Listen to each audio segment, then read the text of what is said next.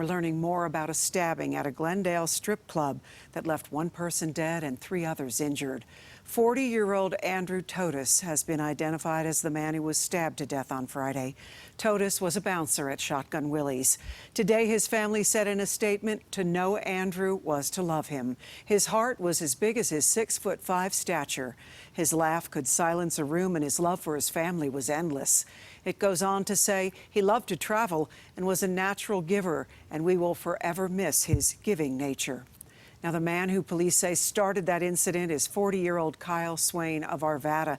Police say he brought a large knife into the club and stabbed 4 people before he was shot and killed by a security guard. Swain had a criminal history, including pleading guilty to an assault charge back in 2011. Jacqueline Quinn is live in Glendale tonight. And Jacqueline, you spoke to a friend of one man who was seriously injured in that attack.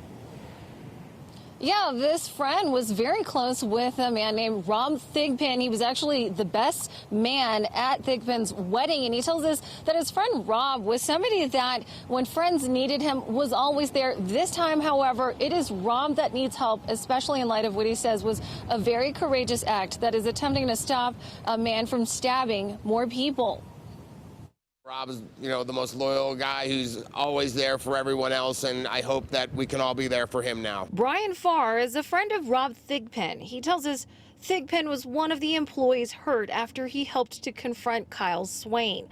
That's the suspect Glendale police said entered Shotgun Willie's show club with a large knife and began stabbing people. He, by running towards this danger, has been injured pretty seriously. Police said Swain had been asked not to come back to the club after erratic behavior.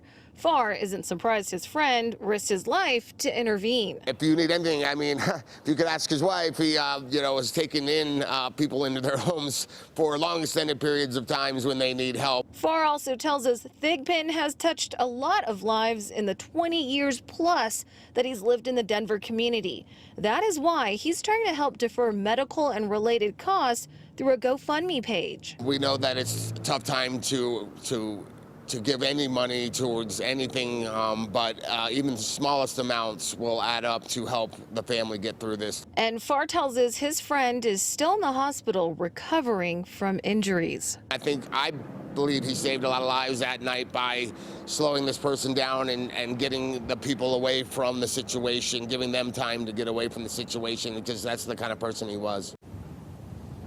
Now, Shotgun Willie's released a statement saying, in part, one of our employees who was trying to stop the stabber was tragically killed during the incident, and we are all mourning this loss. Right now, we are focused on the safety, health, and well-being of our staff and providing them with access to counseling services and other resources to cope during this difficult time. Now, we are going to be including that link to the GoFundMe page in our story tonight on CBSDenver.com. For now, reporting in Glendale, I'm Jacqueline Quinn, covering Colorado First. Thank you, Jacqueline.